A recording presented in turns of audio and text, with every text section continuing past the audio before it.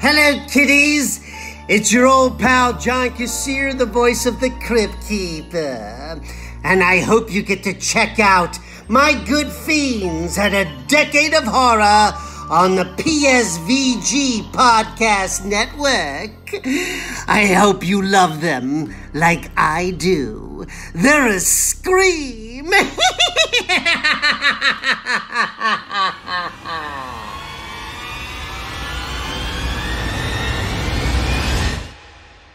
They're coming to get you, Barbara.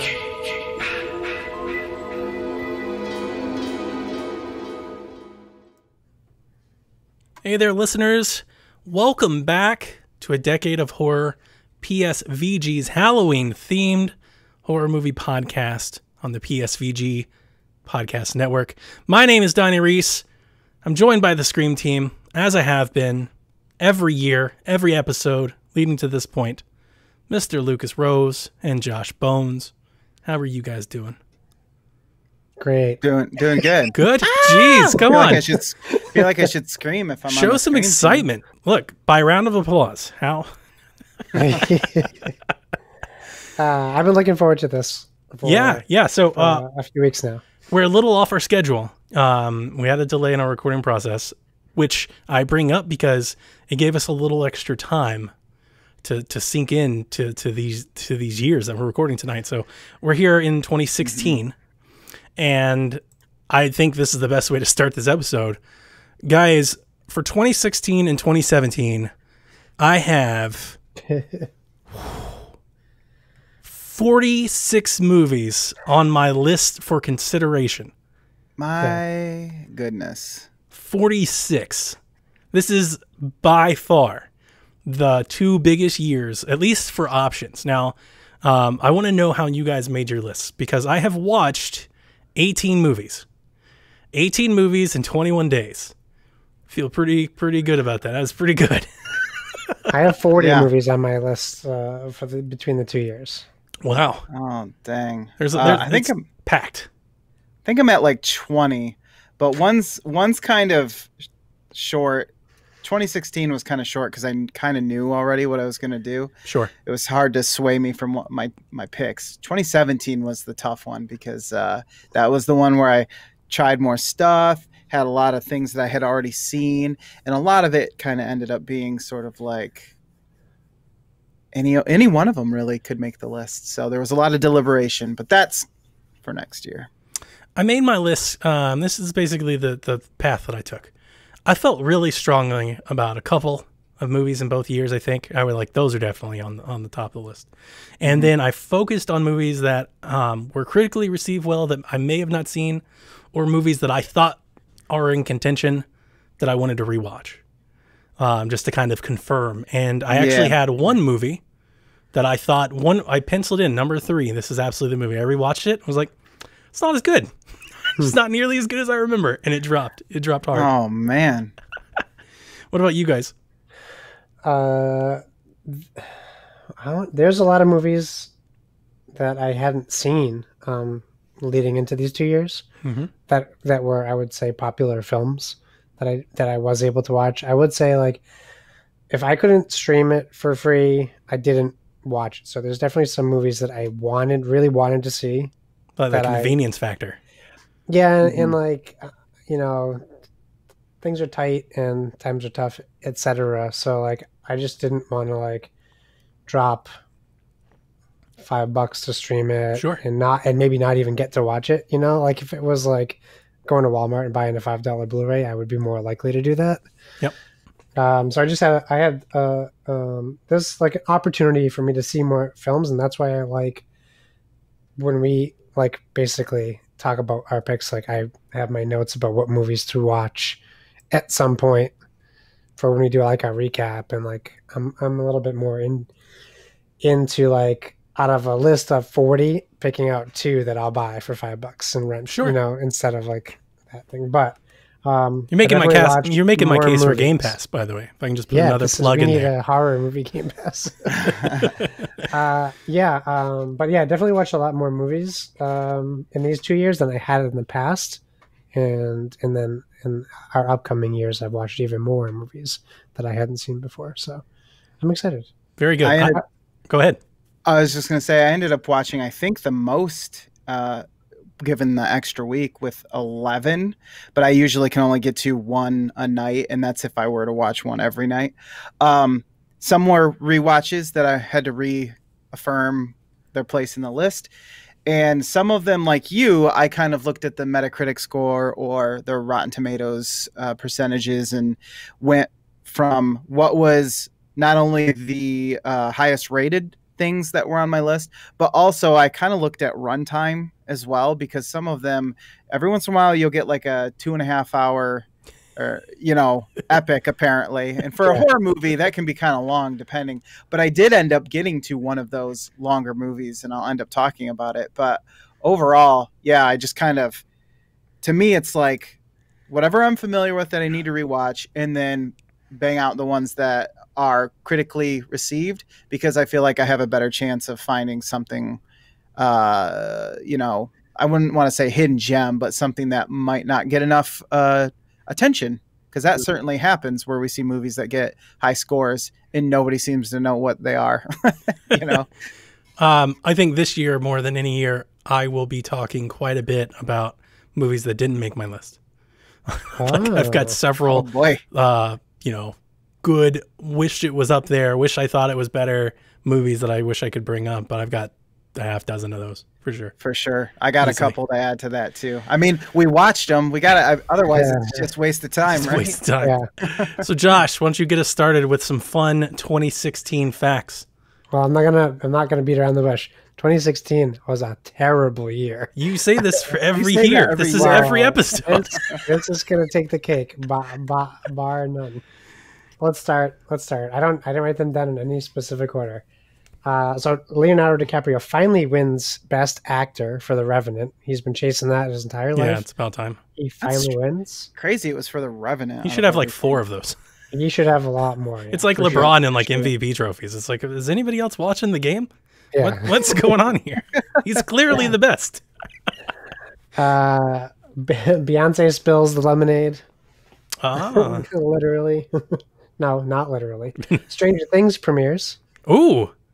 Yeah, we are introduced to Stranger Things. The Oscars were #SoWhite.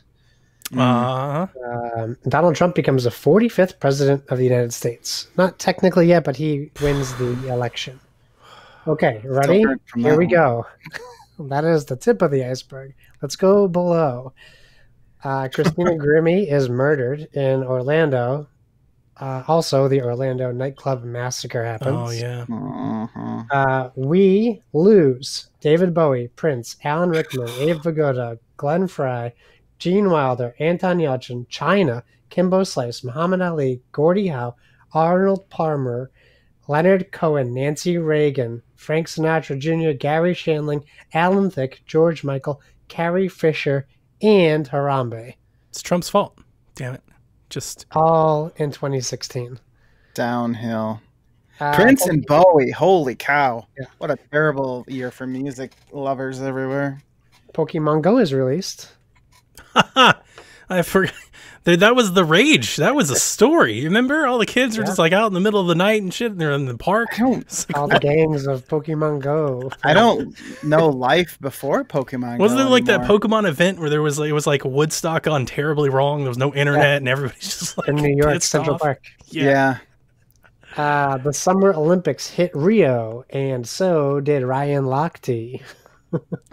The X-Files returns to television.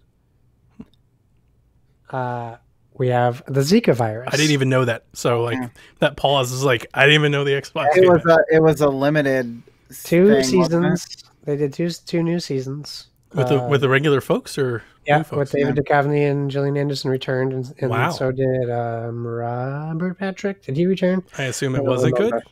It was fine. It was not. Not good. It's not. They got the same writers back, but they didn't have it. It wasn't good. Yeah. Like when I say it wasn't good and you go, it was fine, it means it was not good. I mean, if you are it means it was not good. Yeah. Yes. Okay. So the Zika virus, we have to deal with that. The UK votes to leave the European Union. Brexit. Bastille Day in Nice is interrupted by a crazed truck driver killing 86 people and injuring 400 others. The final VHS player is manufactured. Oh, wow. Who do you have the manufacturer? Samsung, LG, Magnavox. I don't have the manufacturer. Sorry. Cubs win the World Series. To prove that 2016 we was got crazy. robbed. We got robbed. We had a The rain Cavs- delay in the bottom of the ninth Yeah, when we have all the momentum in the world. Come on. Someone wanted the 2016 to be the worst, weirdest Just year ever. Mess. Cavs win the NBA championship. There No we go. surprise there. Broncos win the Super Bowl. The Penguins win the Stanley Cup. The Broncos Captain won? America Civil War takes the box office, earning just shy of $1.2 billion. Billion. Billion. That's means about to put this stuff into perspective. They could afford one studio from Bethesda, apparently. That's Yeah, how one much studio. Captain America was worth. And the very bottom of the iceberg, Justin Bieber tops the Billboard charts with Love Yourself and Sorry. If you I've say never it the heard other those way songs. around, it sounds like someone walked in on him. Sorry, love yourself. Wow. That's 2016. Lucas, Hooray. it falls to you to once again to save the show. It's getting better. It's getting better all the time. Top 3 grossing horror movies of 2016. Starting with number 3, something, spoilers, that I unfortunately didn't get to. Don't Breathe. Ah. 89 million. Did not make Yeah. my list. Now, Feed Alvarez. He's on my. I wanted to watch that, but I couldn't find it anywhere. Mhm. see, I thought I owned this movie. I could have swore that my son accidentally bought this when we first got an Amazon tablet, and I didn't have. I was just like, oh, he doesn't need his own profile. I was totally wondering what you were talking about. I was like, your son? How could your son have bought a movie? Yeah, I no, know that some of horror films. he was like, hey, Dad, give me a credit card. 71 Metascore, if you can believe it. So that was even more pushing me towards watching it. But He did get them all. the Evil Dead remake that Josh Yes. and I went crazy about. Mm. The Ass Walking movie, which is based on the book series I asked Seth to read for Books for Geeks. Nice. Number 2, no stranger to this series, The Conjuring, number 2, raking in $102 million with a 65 Metascore. Also didn't get to this one. Made number 4 on my list, and it hurt to put it off. Just I love missed. those movies. Just missed. I wanted to watch it, but it's on HBO Max, and as some of you people may know, HBO doesn't want to come to every device that most people have. So, unfortunately, I'm not going to sit at my computer and watch a movie. Number 1, I think no surprise. Oh, I don't know. Split at $138 million. I can put it back on my 2016 list because it says it came out in 2017. Boom, back on the list. I got it at 2016. I had that one down for 2017 as well. Well, I'm putting it back on. Confirm. I told you I checked so many times that I may actually. I don't know if I checked these ones because typically I wouldn't think Split would premiere at a film festival. So why would it be 2017 unless I really? I got screwed up? January 20th, 2017, United States. Yeah, It was premiere at released Fantastic. 2016 at Fantastic Fest. Okay. But January, come on, January. Close, but no cigar, man. I'm sorry. Can't let you have it. Back You don't off happen to back off know the other one, do you? What was Well, the I guess third one? I guess it would have been The Conjuring was number 1. Right. So the third one, maybe I can snag that here in a second. Here it is. The Purge election year. Made sense. 79 million. Makes sense. Makes sense. Okay. Well, I will kick us off like I do each and every week with my third movie of 2016, and this one's surprising. This one made the list after I rewatched it. It's not something that's typical for me.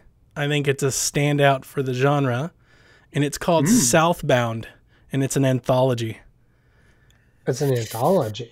And I Wow. typically hate anthologies.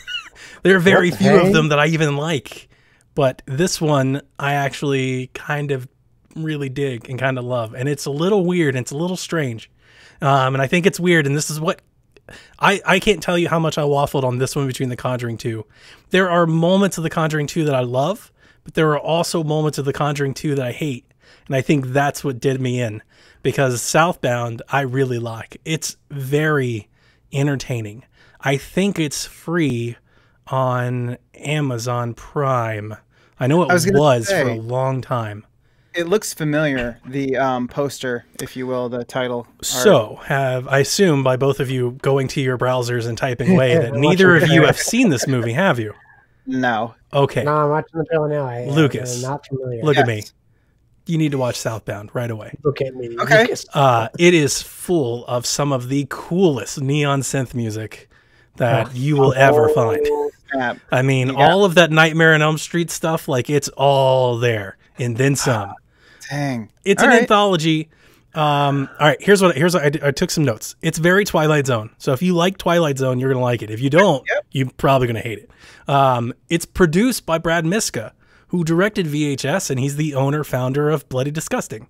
Okay. Okay, it has a crazy story. It is an anthology, but it's woven together. It all ties together. But here's the thing: it's loose. It doesn't go out of its way to tell you that it's all tied together. This is definitely a movie that after I watched it, both me and my wife were like, okay, now we need somebody to tell us what it all meant. Like we went and grabbed like the plot summary or something, and it actually starts painting all the pictures along the way. So here's what it is. The first thing it opens up is you have like this Twilight Zone kind of parallel time universe where the people kind of keep going in circles, and they're being chased by like these Grim Reapers. That are like these demonic angel Grim Reapers. And you can tell that they're running away from something. They've done something bad.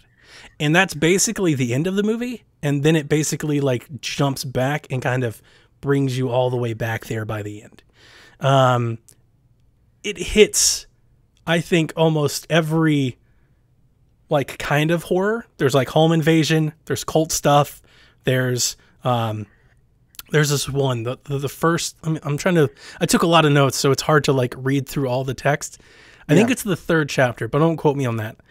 A guy hits a girl with his car and he's out in the middle of nowhere. Like that's the whole point of this. The reason it's Southbound is like this road never ends, which by the way has like this Tales from the Crypt like radio announcer on the radio who's like, you're out there driving down that highway trying to keep going, aren't you? But you know, like he just keeps doing that. It's very old school, has an old school feel to it.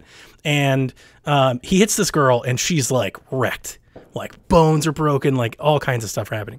So he calls 911 and he gets these people on the phone and they walk him to like a town, and he gets to town, there's nobody there and there's nobody in the hospital, and they walk him on the phone of like how to surgically fix her and save her, and he's like shoving like a tube down her throat and he has to like perform surgery on her, and like this is my worst nightmare. Like I am completely freaked out. I'm like, and I mean it's horrifying. It is trauma inducing. That is probably the scariest part of the movie for me. And then everything else is just kind of weird and off. But like the cult part of it is like this 50s, like post-nuclear type desert theme thing where they find these people out on a road. Anyway, it all ties together. Ultimately, like this dude did something bad to this girl and it's like this whole big revenge tale and they've got to get away from death. And basically, I think ultimately the whole thing is kind of like it's like symbolic, or I don't know the right word. It's like a metaphor for like traveling through hell. I think it's basically it. Like everybody that's there seems to have done something wrong, and that's why they're there and they can't escape, even though it's reality, right? It's not hell. They're not burning to death. Like they're in reality, but they can't get out of this reality. And there's like demons. There's like this dusk till dawn part. Like shit gets crazy. It's nuts. It's crazy. It's got lots of blood. It's not super gory. It's got lots of blood. And the soundtrack is to die for. The soundtrack is incredible. It just, and you know how that important that is. If anybody out there has never tried this, go to YouTube and type in like horror movie without music, and just watch like a scene of Halloween without the music, or a scene of Nightmare on Elm. Like you don't realize how important the music is until you just see it with like crickets and background leaves and stuff. Like the music's important, and the music in this movie just sets an incredible tone from the get-go. And it's shortish. I don't remember the runtime, but like it felt fast. And I think maybe that's just how entertaining it was. Like, it doesn't feel like it drags on. I think there are 5-ish semi-chapters, and they all kind of move pretty quickly. Yeah, 89 minutes. Yeah. So it's nice. It beat The Conjuring for me, and for me, that's saying something. Like, I had The Conjuring in here the whole time, and after I rewatched The Conjuring 2, I do love The Conjuring 2. I'll talk about it, when we get there. But I think this is better. I just think it's better. Nice. I'll definitely check it out. I don't mind anthology at all.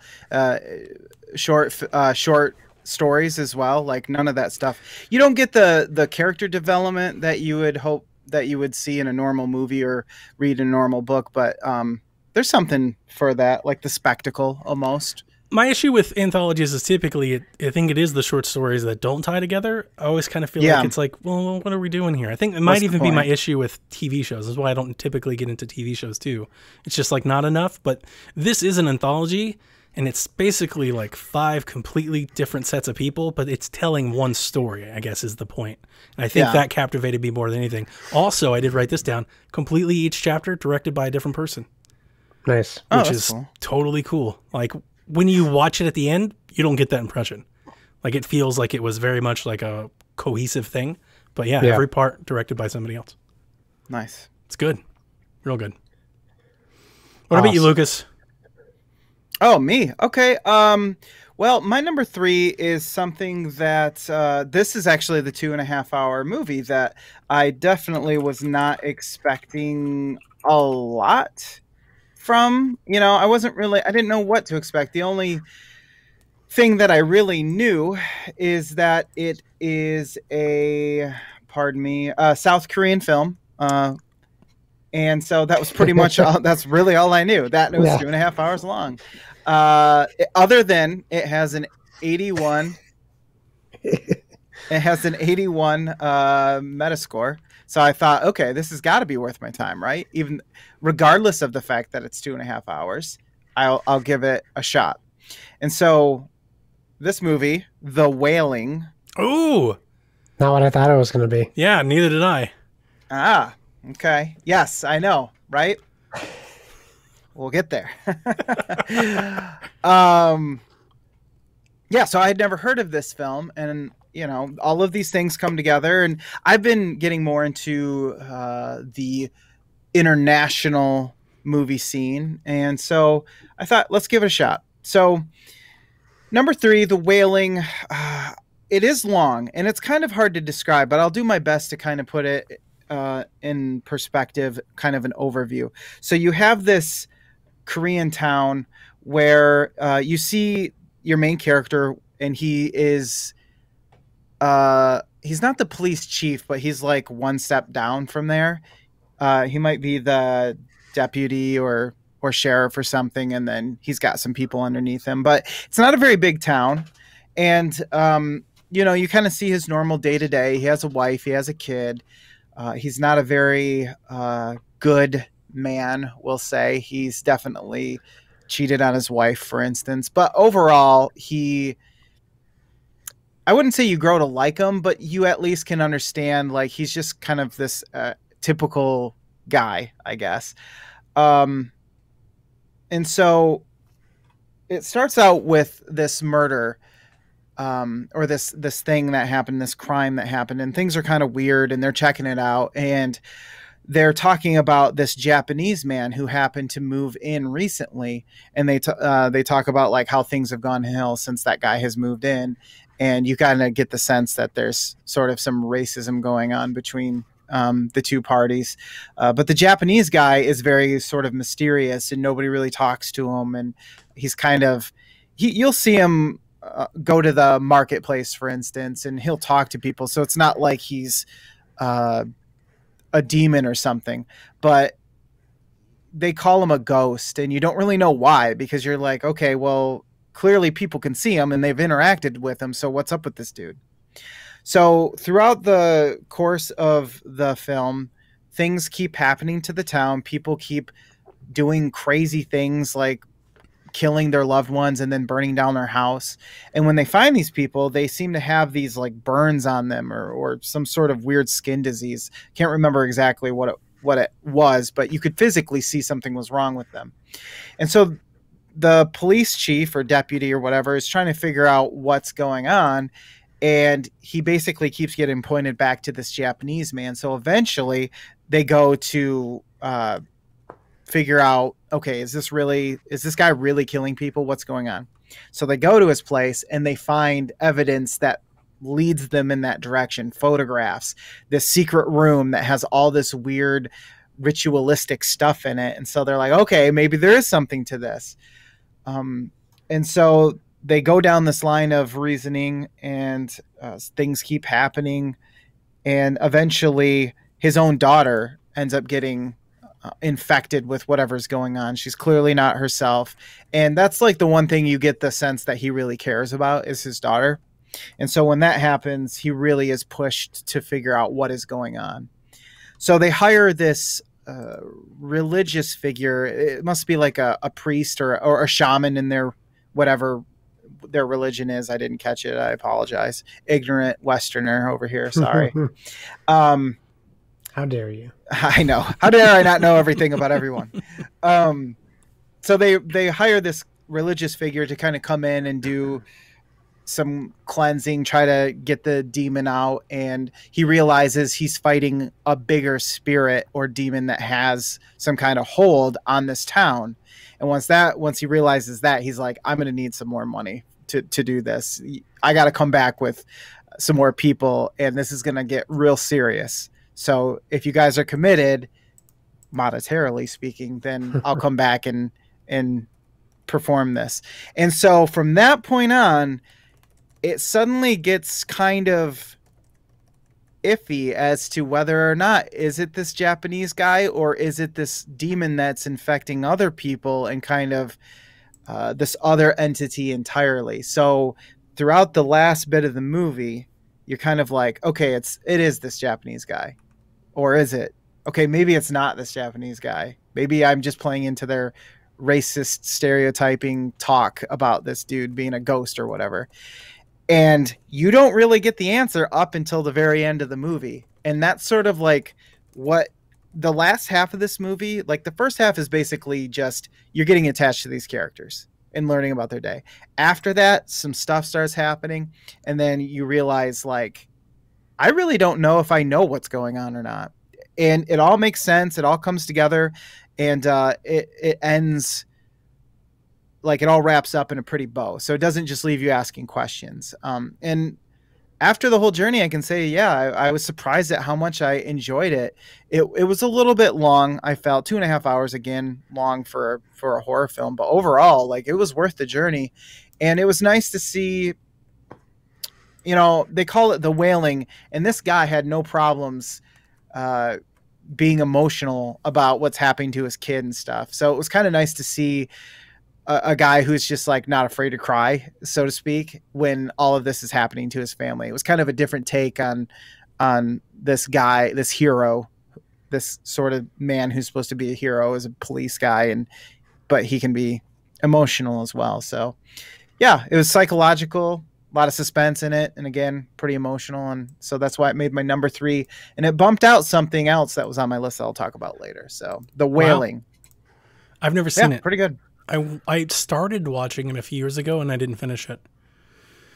It takes a while to get going. I know I hate saying that, but it is a bit of a slow burn at first. So, okay. But it does.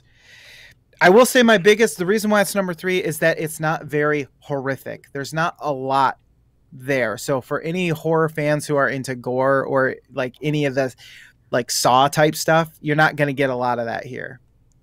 So that would probably be my biggest knock on it, is that it's not much of a spectacle as it stands. So what about you, Josh?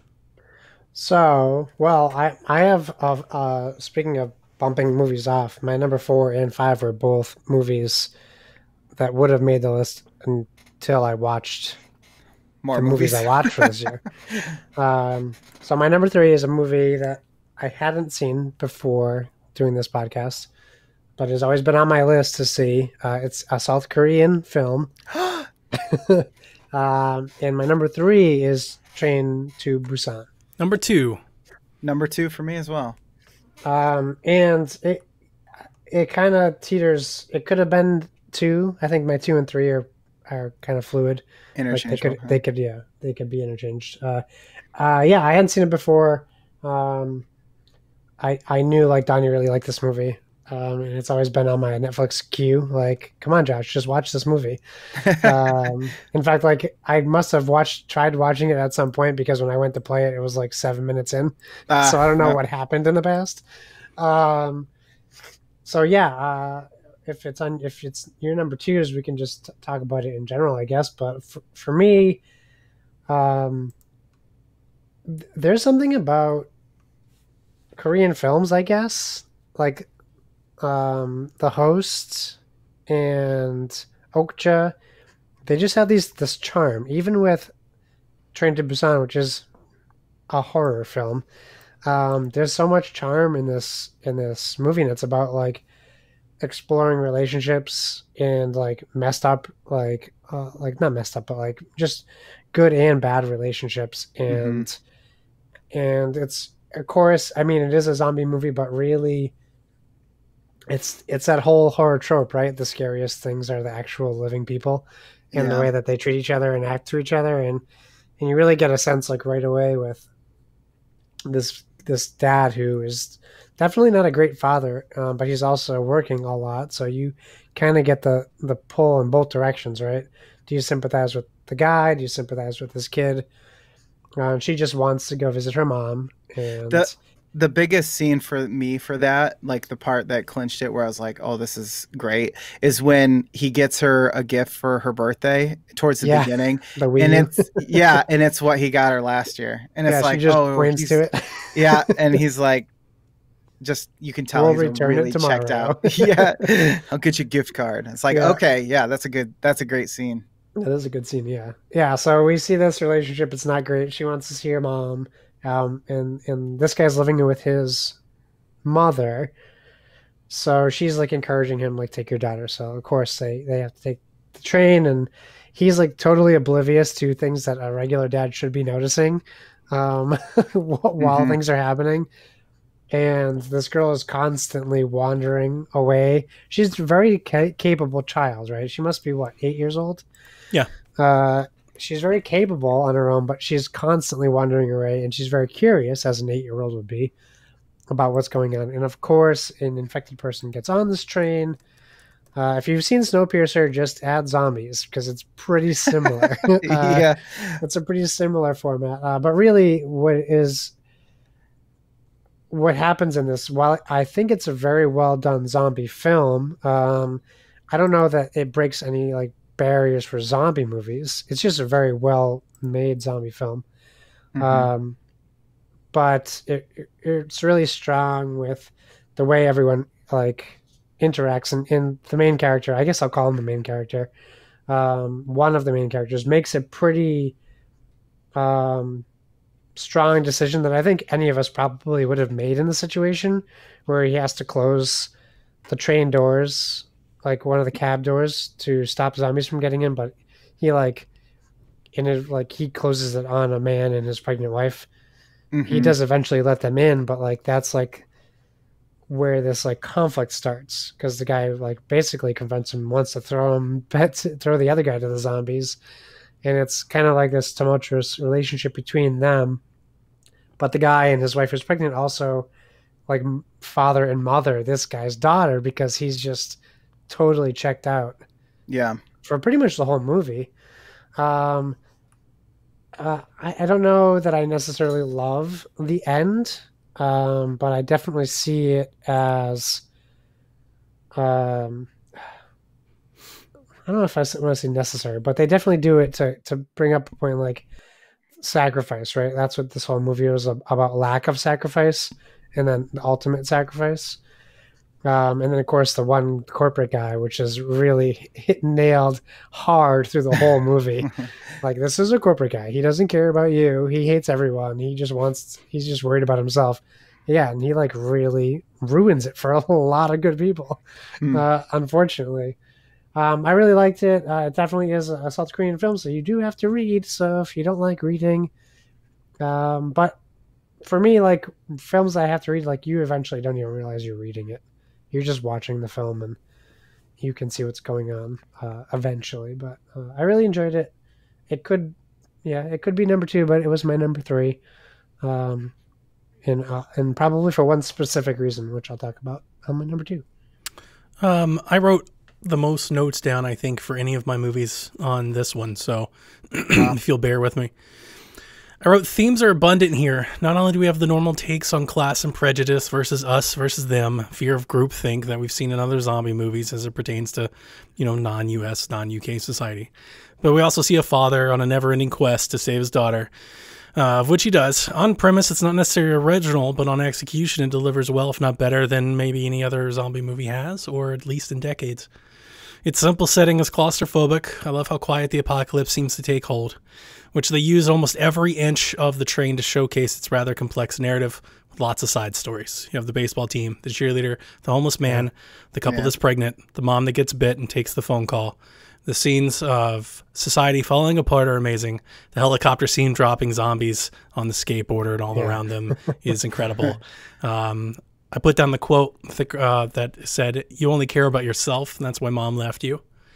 I thought that was a really powerful. That was a hard one. Yeah. And then I wrote down that I think they do the horde thing way better than World War Z did, or really any other, I think, zombie movie that really goes for the horde effect, like that big pile of zombies. Oh, when they're on the train? Yeah, I felt they all jump into each other and over each other and stuff. They do that better than I think any other zombie movie. So in a lot of ways, in a lot of zombie movies, I think it's best in class zombie movie. It really kind of takes, Dawn of the Dead remake and kind of ramps it up a bit. And I love the addition of the dark. Every zombie movie seems to have a little thing that gives people hope, and I think it's cool that the zombies can't see in the dark. It's not something that I necessarily think is unbelievable. I totally got it. When they were oh yeah, we go in the train and they can't see us, right? And if you're real quiet, you could just walk by them. I was that's cool, because it adds a sense of urgency and a level of tension that you don't typically have, and it kind of gives the people hope, which I think adds to that tension. You give them an opportunity. And then, so I think it plays really, really well.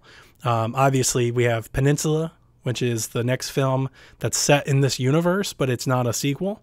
Although there is a tie-in. The soldiers that we see at the end of this movie apparently are in Peninsula when it comes out. I think it just released. So it's not out here yet. But I'm definitely going to watch it. You guys know me, dude. I love zombie movies. I always have. And I love fast zombies more than slow zombies. And Train to Busan's it. It's really good. It's playing at my local theater right now, actually. It has, there's a theme here of apocalypse dad that I've been I think I've been made aware to. There's a writer who brings up the apocalypse dad trend, and we see this with Logan and The Last of Us, Train to Busan. This seems to be a thing that we like in media. There's no apocalypse mom. There seems to be a lot of people that are way into it's the end of the world and a dad has to lay his life down for a daughter thing. Yeah. At the time when I watched this, it wasn't a thing in 2016. In 2020, as I look back at it, I definitely feel maybe it's becoming a little tropish. It seems to be something that keeps recurring. So that'd be the only thing that I'd say about it now. But at the time, I didn't think of that then. Well, I mean, my 2 movies back to back are basically about a dad and his daughter. I mean, not so tightly tied together in The Wailing, but still the stakes are his daughter's life. So basically the same on paper. So you're right. I think you're onto something there. And the dude that his wife is pregnant, he's the hero of the thing. Yeah. He's friggin' awesome. I love this movie. This movie is amazing. This is a must-own movie. For sure. Must own, top shelf. You got to have it. It's a good example of a movie that doesn't take itself too seriously too. And I think that's what helps it, because it can be, I don't want to say goofy, but the characters can be characters, Dude, instead of when the baseball team is out there, with baseball bats, going off on everybody, and they come down the escalator and all of the zombies see, and they wake up and they all start running. It's totally goofy, but it's also appropriately gruesome. Yeah. So it kind of goes back and forth on that. One thing that I'd ask you, Lucas, with your experience and your knowledge of movies, like I think it's really well shot. Yeah. Like I said, the way that my big takeaway is they really use the train, like all of the train, like they're like you think about how much this movie sits in 3 train cars. That's incredibly impressive. Well, and when they do get out the few times at the train stations and stuff, it opens back up. And that's just good storytelling when you can actually use the camera to like say, okay, we've been cramped in a train for a while. Let's shoot from a wider angle, not only just show the train stations and stuff, but give the audience kind of time to breathe. If you see too many of these medium and close-up shots of people, you just your eyes get bored. So yeah, it definitely, especially for a zombie movie, is shot well, because I don't remember thinking, wow, this is how every zombie movie is shot. Yeah, and there's a lot here going on. Most of the time it's in the daylight. It's not like at nighttime, like the zombies aren't like ghouls that are hanging out in the forest or something. Like, no, it's there. It's out in the open. Like, you live with it. Like, you settled into exactly where these people are in the train. And then you have the people that turn on them and try to lock them out. Yeah. And they're like beating that. Like, that's a tense moment. Like, I love this movie. I would put it number 1 if I just didn't love the movie that I put number 1 more. But like, I absolutely love this movie. My number 1 swapped them at the last second, but I'll talk about that later. But yeah, great movie. Josh, I think you're the only one that saw another movie, right? I got a number 2 for you, a big steamy number 2. Ooh, baby. There's one reason, another movie that I hadn't seen before. We did this. The only reason why I put this over, I have to pull this up. Over Train to Busan is Anya Taylor-Joy. My number 1. So The Witch is my number 2. Another movie I hadn't seen, I really wanted to see. I didn't know, like, she caught my eye, and then I realized the other things she's been in. Yeah, she's amazing. I didn't know she was also in the movie Morgan, which is a horror movie that came out in 2016. She's in Split. Yeah, she's in Split and the New Mutants. Yes, and the New Mutants. So I didn't know what to expect with The Witch. I know people talked about Black Thomas, like I think Lucas talks about it in like Fluxaposed or something.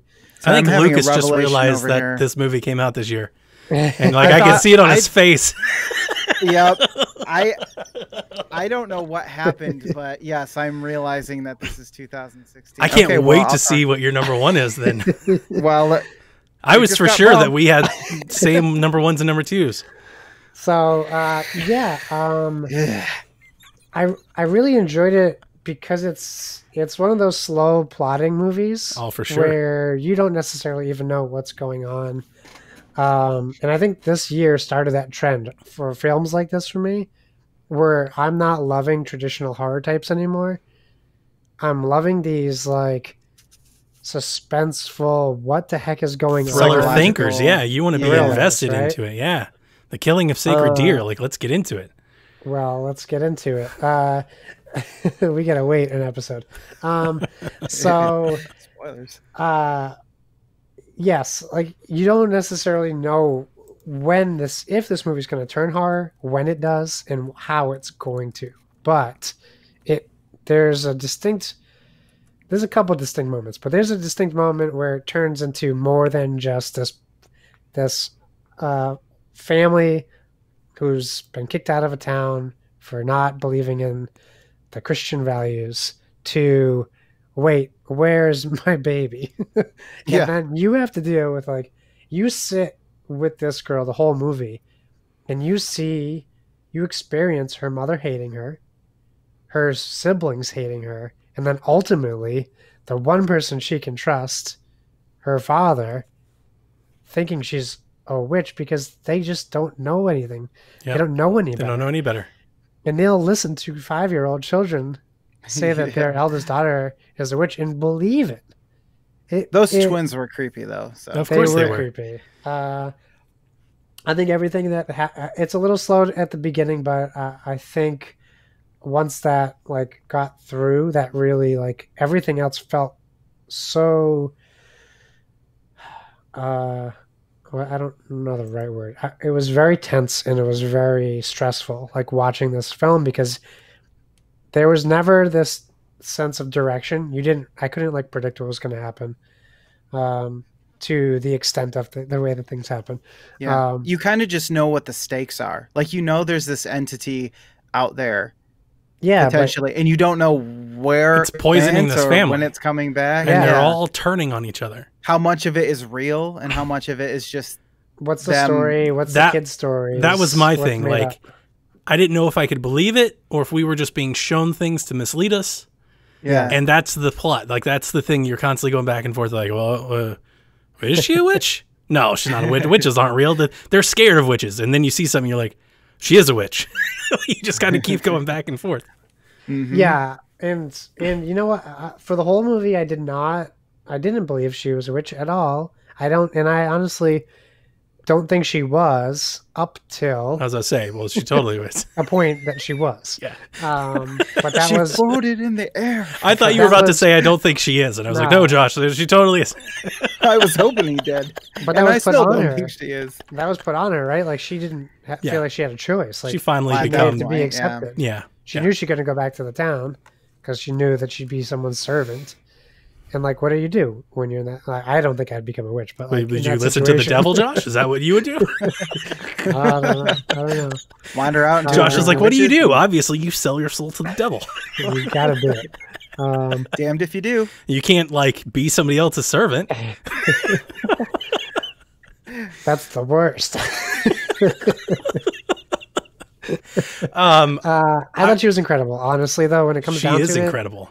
She really pushed that movie. Hell yeah, she did. Over. However, it didn't beat my number one, which has always been my number one for this year. So it just didn't for different reasons. But yeah, I loved it. It was great. The Witch. Robert Eggers also did The Lighthouse, which came into recent fame. I really want to watch that. And Anna Taylor-Joy is a perfect call out. I think she's great. Like, every time I see her, like I think she's awesome. And I think I love seeing her in horror movies. I haven't really seen her a whole lot outside of horror movies, but I feel the same way about like Samara Weaving. Every time I see her like a horror movie, I'm like, this is all you need to do forever. I'm like, I don't ever want to see you in a rom-com or anything. Yeah. I want you typecasted here forever. like you just do this. I'm glad that you brought so many details so I didn't have to, because to be honest with you, this was one that I didn't rewatch because I knew it was my favorite of the year. In my time of putting down, I had 23 movies for 2016 alone. So I immediately was like, oh, The Witch is my favorite of the year, so let's focus on the other ones. But I definitely remember that. I definitely remember it was just kind of a tale of tragedy. Has a lot of like Crucible vibes. I'm sure if you guys read the book, saw the movie.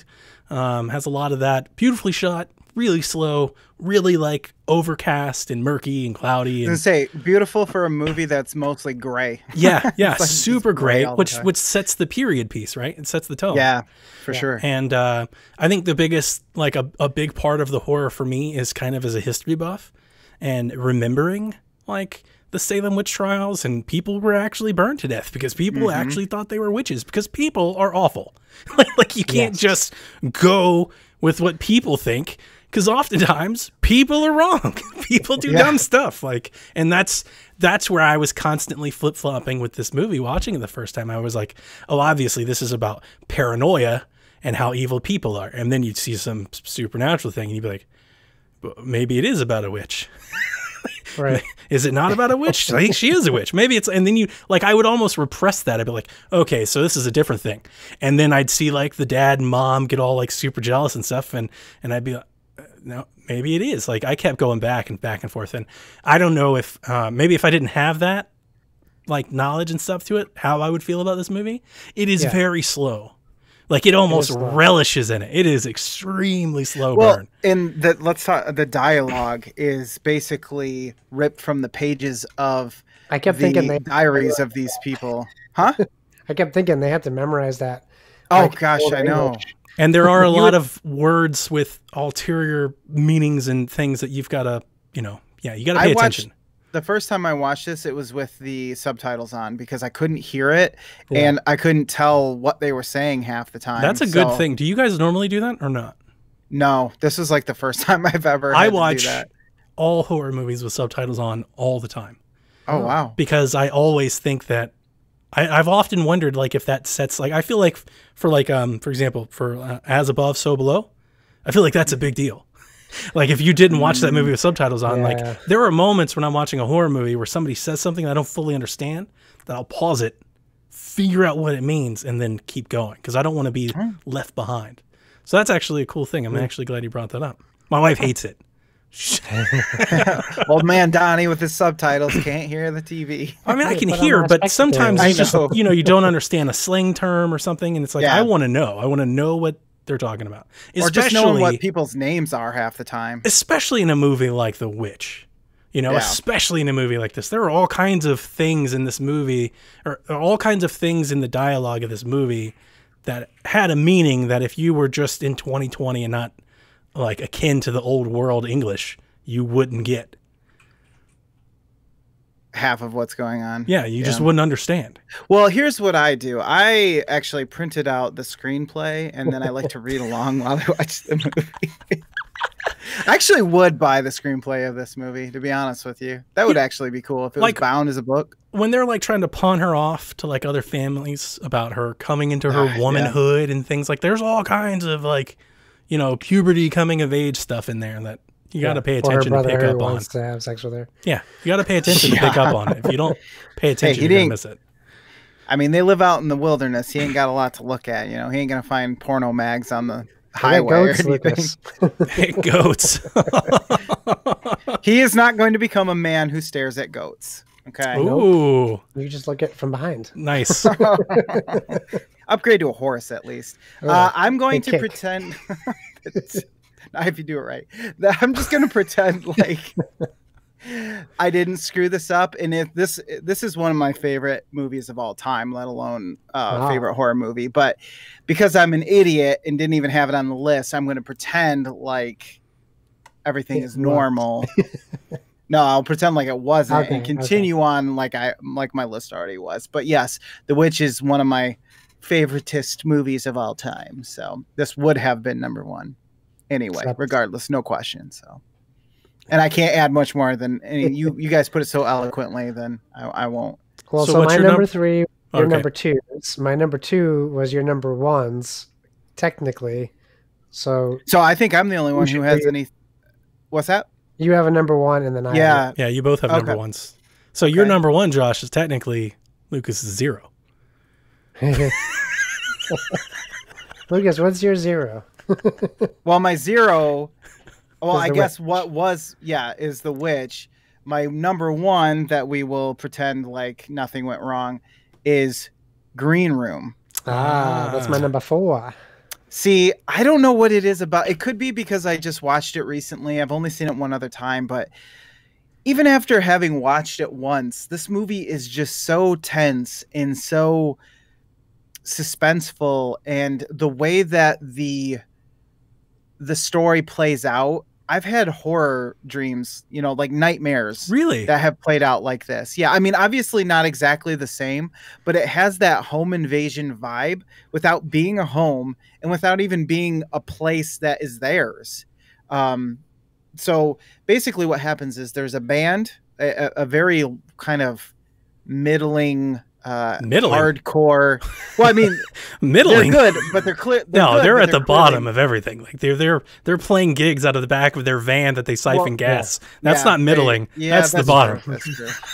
Well, I mean, they choose such widely the band can't hear you, music. Lucas. They can't hear you. They're not gonna be upset. One of them might be able to hear. Hey, they're punk. Like punk is meant to be. They're not selling out for anybody.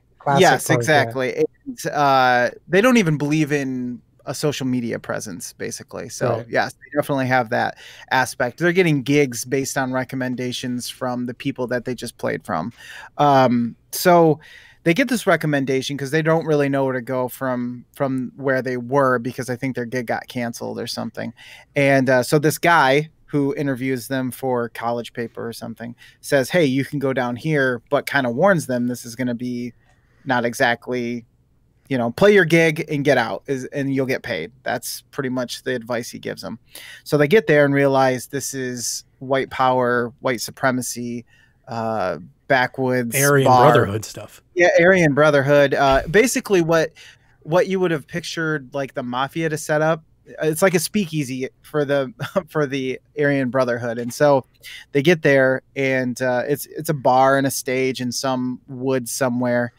And they get ready to play. They play their set, and they kind of realize, you know, they're not about that lifestyle. They're not about those choices. So they sort of poke fun at them, but then they play their set, and everybody kind of is like, oh, okay, yeah, it's music, whatever. And so after their set, they go in the back room, and the next band is in there, and chick's been stabbed. Woman's been killed. And so they don't know these people. They don't know anybody there, really. So they're just kind of like, all right, well, we didn't see anything. Let's grab our stuff. We'll leave. We won't tell anybody. But of course, they can't leave. They're not allowed to leave. But they do it in such a way where it's not like they're just shoved in the room and it's like, all right, you guys got to stay here or else we'll shoot you. That would have been too easy, right? That would have been like, okay, whatever. It's the way that one of the Brotherhood's guys is just like, all right, we got the police. They're on their way. They know someone's been stabbed. So just stay in this room. We don't want this, you know, spreading and causing a panic, and we'll get everything sorted out. Like they gain your trust by making you think that everything is normal in that situation, given a very unnormal situation. So they get placed in this room, and basically from that point on, they hardly ever leave that room. A lot of this there's a bunch of tension between the owner of this bar, if you will, and him coming and talking to them and basically trying to keep them calm, while also, you know, they're not in there by themselves. They had band members from the other band who killed this girl. They had one of the guys who works at the bar who's part of the Brotherhood. So who was also sort of keeping guard. So there's just all this tension about this guy who's going to attack them, this band member who killed a girl, another girl who was friends with the girl who got killed. So they don't know what anybody's deal is. So they're sort of left to figure out who's a decent person, who's a murderer, who's going to turn on them and just kill them to get rid of the problem. And all of that tension just leads to interesting decisions that they have to make, like giving up a gun, choosing to believe what the guy behind the door is telling them, trying to leave and charge their way out, attack dogs who are brought to the bar and tasked with basically, they want to see, they don't want to just go and kill them. They want to make it look like it was an accident and get rid of all the evidence. So basically, on the Aryan Brotherhood side, they're also not just like, okay, we're just going to shoot them and get rid of them. So there's all of this manipulation, tense moments, things that are happening, and it's all just sort of breaking down. And you're watching this, and it just keeps piling on more and more. And there's some violence in the movie, and that is so gruesome, and you watch one of it, the best it's just so shotgun horrific. scenes I've ever seen. Oh yeah, and it comes out of nowhere. It does. It's not, this movie's not afraid to pull punches, and it's not afraid to the arm. Oh, the arm, dude. I think that might be the most horrific part of the movie is the arm. The arm belly had me. Are you forgetting the belly though, dude? It's still the arm for me. Really? Yeah. It's the fear of what's happening on the other end, and then when he brings it back, you're just like, oh! You're just, how does that happen? Yeah, for sure. There is a lot of cringing and just like, oh, you know, like you're protecting yourself almost via watching this movie and seeing what happens to them. But yeah, it's just like one bloody night, one awful nightmare that just continues to escalate, and it escalates in interesting ways that make it believable. And there's sort of almost like a lore about it. The owner tells this guy to get the red laces, and you're like, what the hell are the red laces? What's going on? Like, everything has sort of a story behind it, and I don't know, it's engrossing, and it grabbed me by the balls, and I just kept watching, and I'm just like, I just love this movie.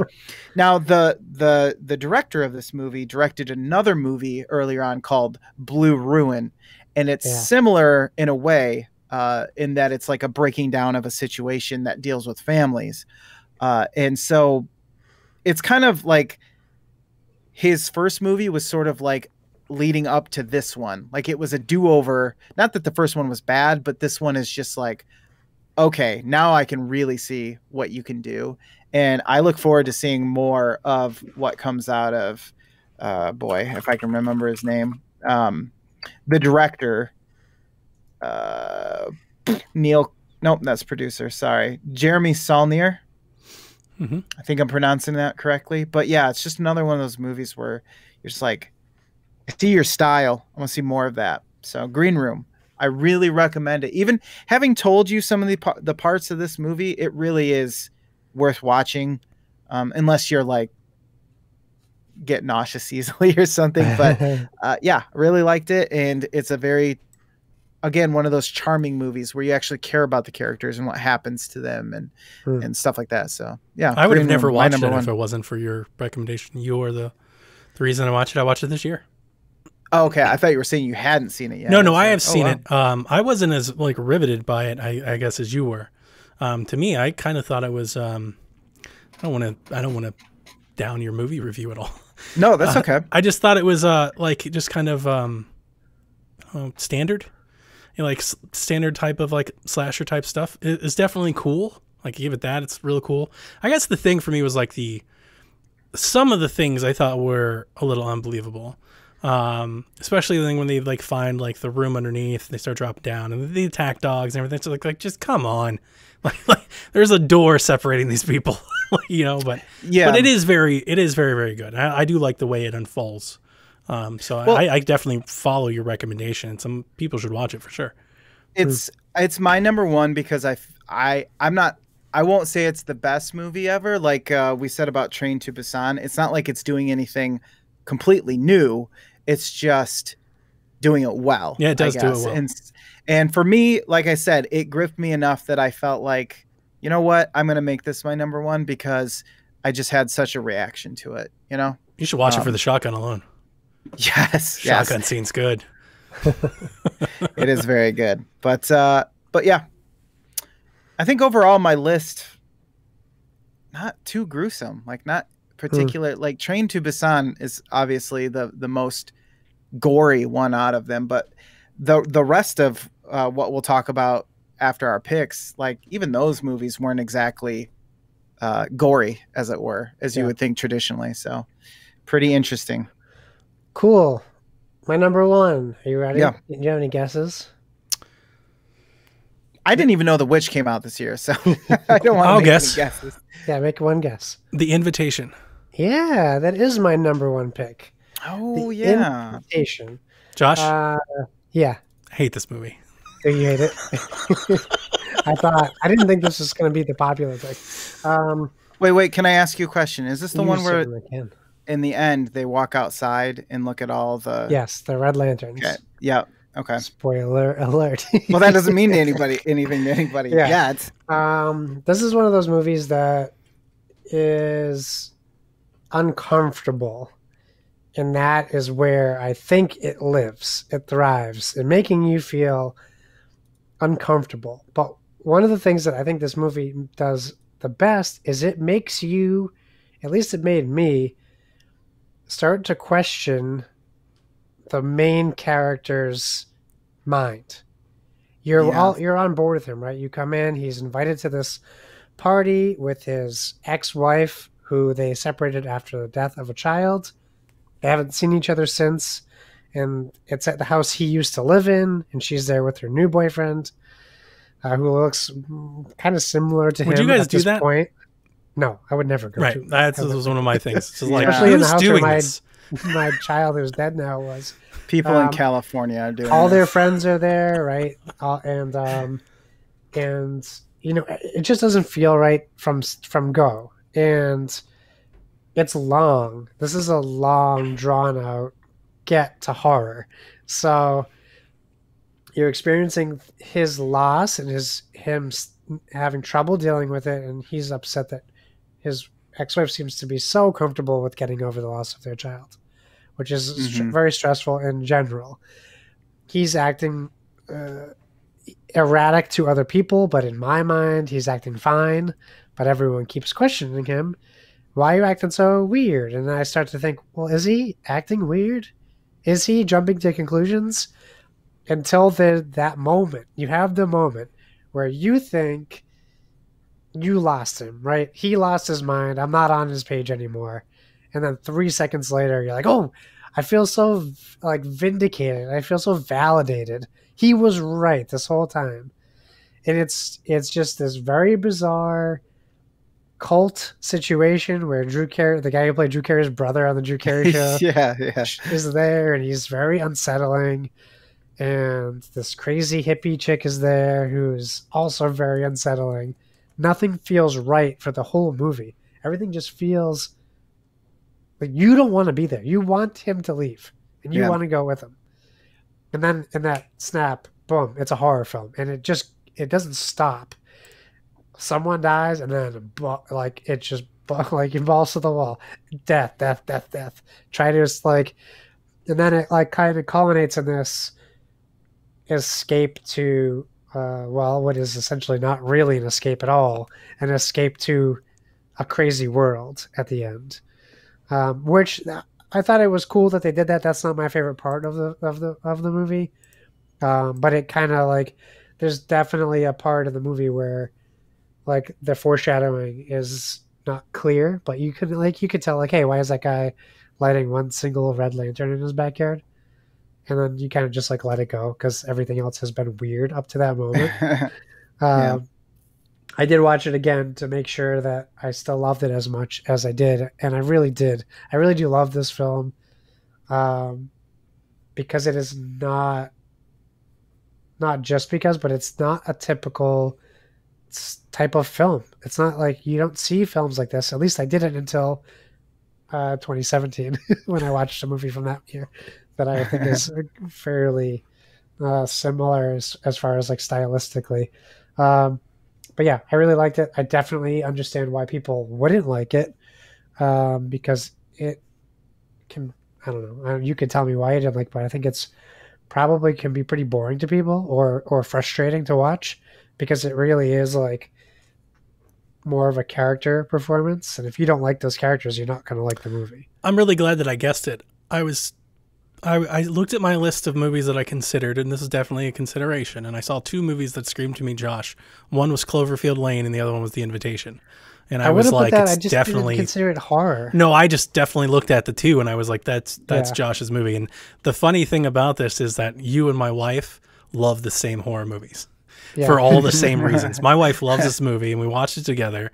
And I think I wanted to turn it off halfway through. I was like, this is just, get this over with. And she was like, oh, I'm into it. But she's in it. She loves it. She loves the whodunit. She loves the and you're right. It's bizarre and it's uncomfortable. And you're right. It's a growing trend in the horror space. It's, while not as on the nose, it's not all that different than like Get Out in the way that it is horrific. Yeah. Right. Foreshadowing for a future episode. Right. But this is something that's happened this decade for sure. This is a thing, a trend that a lot of folks are doing. And I don't hate them all. Right. I think there's a skill to doing it well, but you're right. I thought it was kind of boring. I remember everybody like was fawning over it, and I watched it, and I was just like, I guess.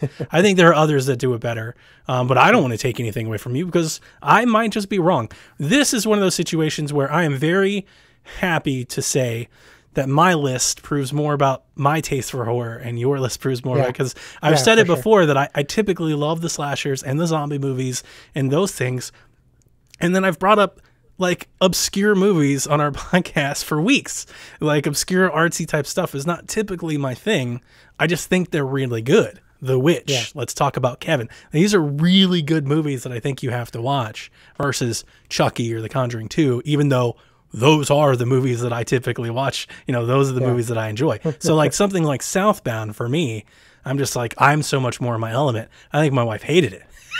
She can't figure it all out. She doesn't have all the answers. She can't stand that. That drives her nuts. She loves these movies where it, you know, it thrills her attention to be tracking it all. Yeah. And she can't, she loves those. She can't get enough of that stuff. Heck yeah. Heck yeah.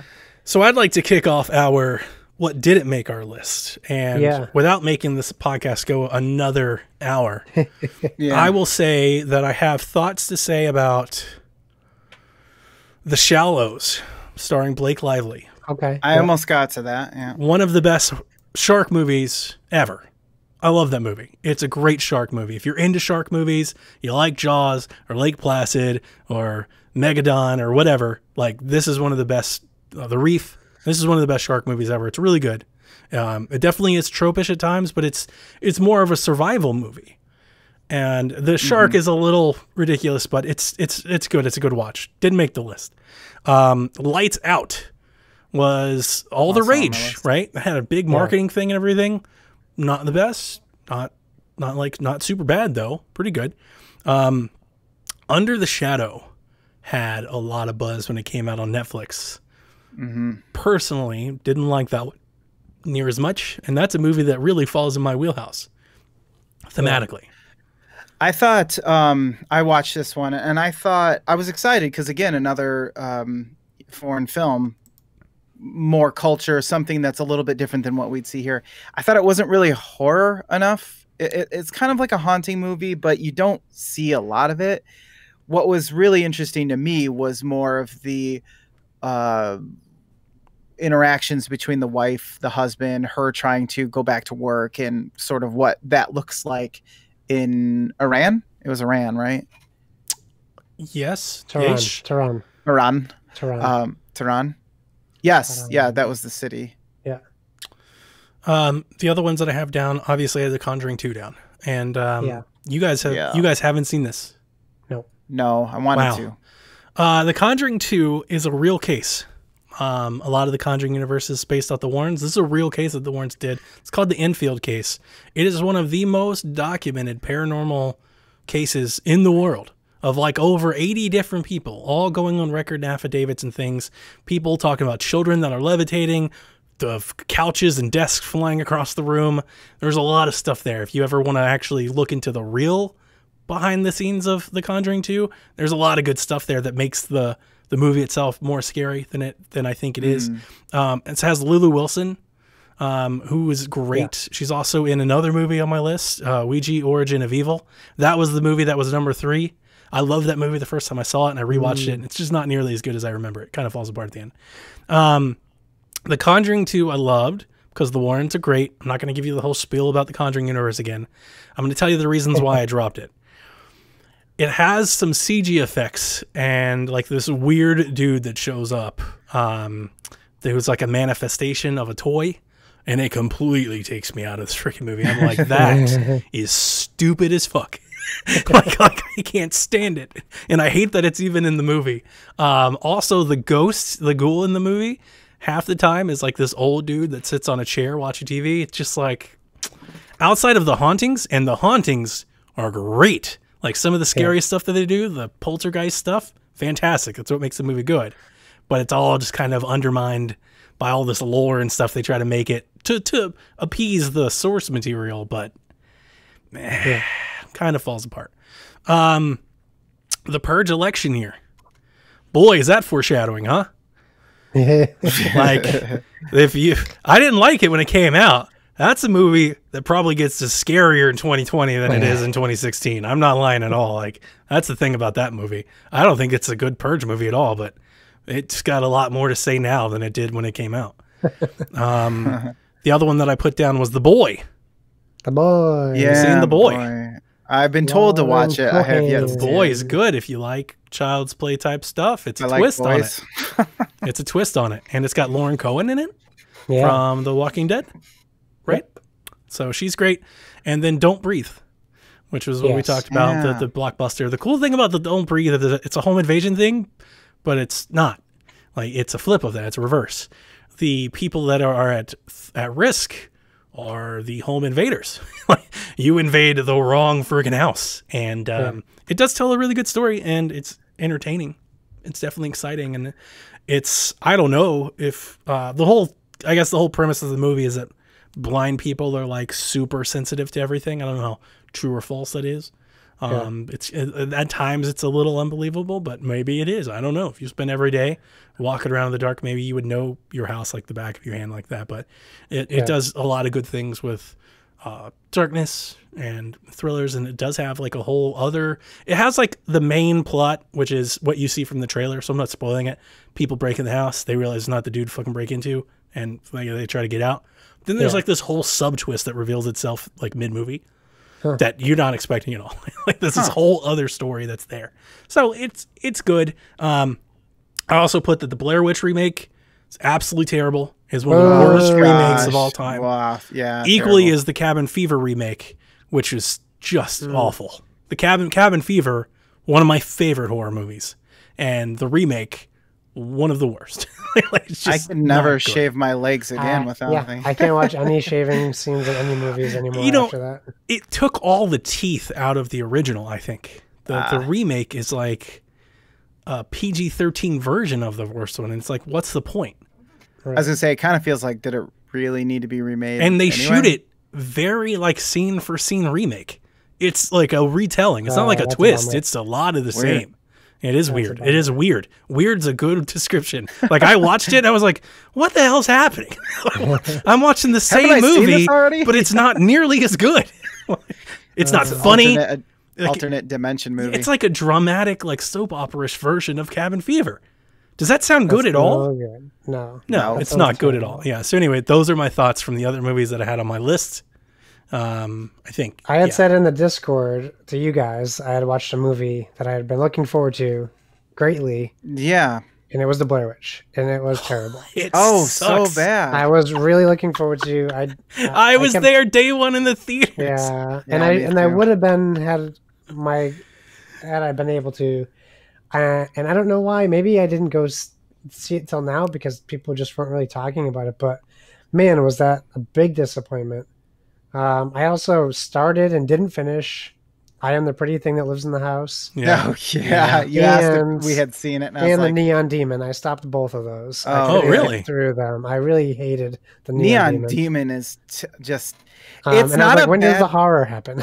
Yes, it's, well, late in the game, but Yeah.